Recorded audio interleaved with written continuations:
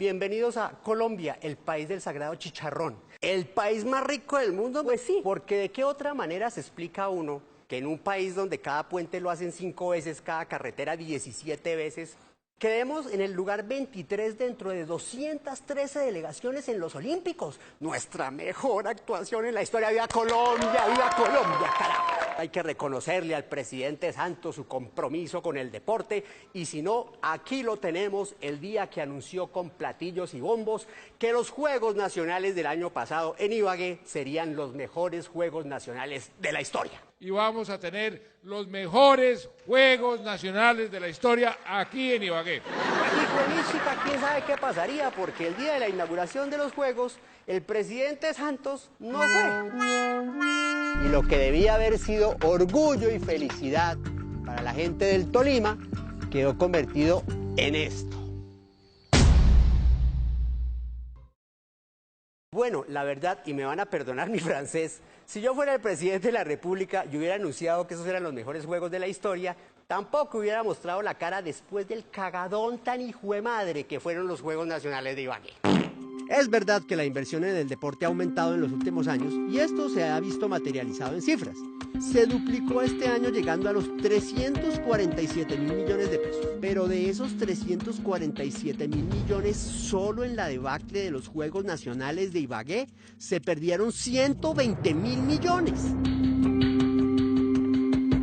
Más de la tercera parte. No jodas, ahí sí que con qué argumentos van a sacar pecho y decir que es que están apoyando el deporte, porque es que despilfarrar la plata no es apoyo. Y esas son las cosas que uno no entiende, su merced, no le entran en la cabeza. Si esa era nuestra mejor participación en la historia de los Olímpicos y nos van a clavar una reforma tributaria, ¿por qué carajos le van a bajar el 17% a la inversión en el deporte? A ver, ¿por qué? ¿Por qué? Pues porque se robaron la plata en Ibagué. En el anterior gobierno se ha perdido mucha plata, Olorero Laila, se ha perdido mucha plata. Olorero Laila, eso sí es ser muchas ratas.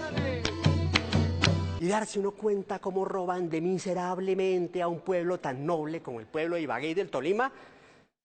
No hay derecho. Aquí está la investigación. Un fraude que se comenzó a gestar desde su creación. Los juegos debían ser, creo, en el 2016 y tramitaron a través de una ley que se adelantara al 2015. ¿Por qué? Por el afán de los políticos del Tolima de inaugurar obras. ¿Y quién era el ilustrísimo hijo del Tolima, burgomaestre de Ibagué, interesado en adelantar los juegos un añito para que le tocara a él manejar ese billetico? Digo, me imagino que por muy buenas razones. En la alcaldía de Ibagué estaba el señor Luis H. Rodríguez, un político que quiso ser alcalde toda su vida. Este señor tenía al abogado Orlando Arciniegas como asesor de la Secretaría de Hacienda para asuntos de la Secretaría de Hacienda. Entonces, el honorable alcalde de Ibagué, el doctor Luis H., puso al frente del INDRI y como única persona al frente de la administración de toda esa plata de los Juegos Nacionales a este otro ilustrísimo hijo del Tolima, el doctor Orlando Arciniegas Sala. Contando con plenos poderes para articular la licitación, como quien dice manejarla, el abogado Orlando Arciniegas, distinguido ciudadano de la ciudad de Ibagué, crea un pliego licitatorio por un valor de 11.500 millones de pesos, cifra que según los cálculos del señor costaría el diseño de los escenarios deportivos. Y por fin, casi que no, faltando 10 meses apenas para que empezaran los juegos, entregaron la licitación y se la dieron a TIPSA. ¿Cómo carajos iba a ser TIPSA para cumplir con los diseños en 10 mesecitos? No lo sabemos, pero lo que sí sospechamos fue cómo se ganó la licitación, porque es que el anterior representante legal de TIPSA, que ya lo echaron, admitió, confesó, haberle dado una coima de 100 millones de pesos, una coima, un serrucho de 100 millones de pesos a una de las fichas del doctor Arciniegas, carajo. En este momento, digamos, estamos como es sabido enfrentando una investigación respecto a la manera como se accedió a ese contrato. Lo único que en este momento creo que se puede afirmar de manera concreta frente a esa investigación es que Luis Uribe accedió a la petición de algunos funcionarios de la anterior alcaldía para acceder a ese contrato pagando algún dinero. ¡Ah!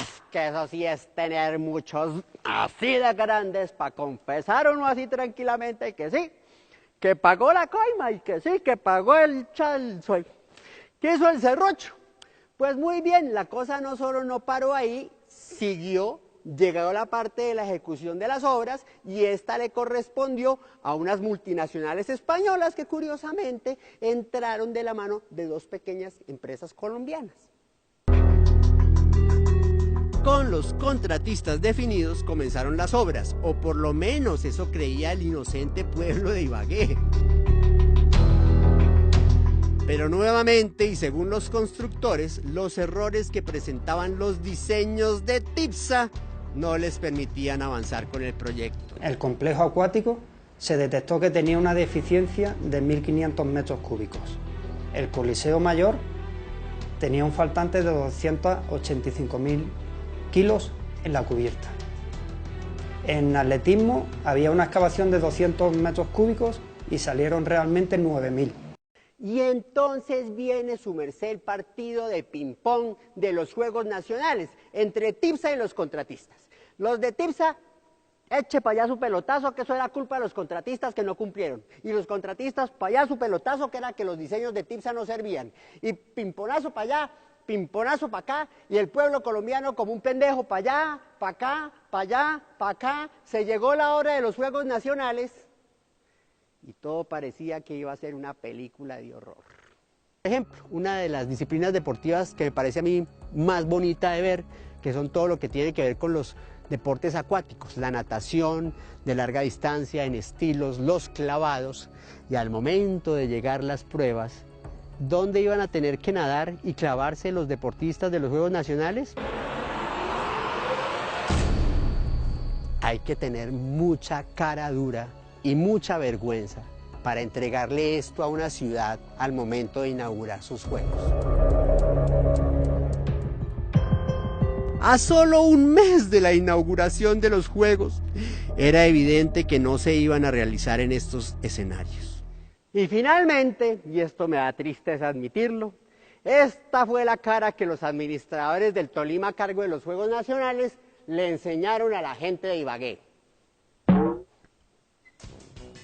No hay derecho, este sí es mucho país de ratas. Escasamente por ahí hay una rata en la cárcel, pero eso sí terminaron siendo los Juegos Nacionales más nacionales de la historia, porque tocó hacerlos en Ibagué, en el Chocó, en Cundinamarca, en Cali, etcétera, porque en Ibagué no estaban los escenarios.